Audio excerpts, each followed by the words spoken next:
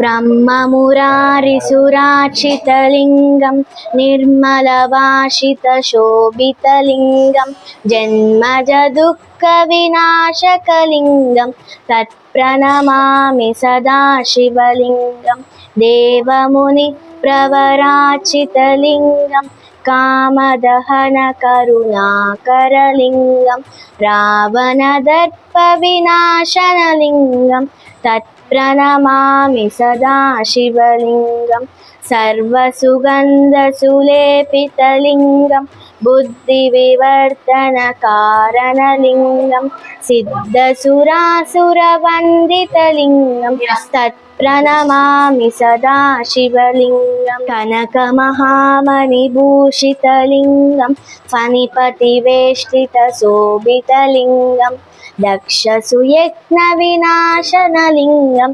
तत्प्रणमामि सदा शिवलिङ्गं कुङ्कुमचन्दनलेपितलिङ्गं पङ्कजहारसुशोभितलिङ्गं सञ्चितपापविनाशनलिङ्गं तत्प्रणमामि सदा शिवलिङ्गं लिङ्गाष्टकमिदं पुण्यं यः पठेत् शिवसन्निधौ शिवलोकमावाप्नोति शिवेन सह मोदते।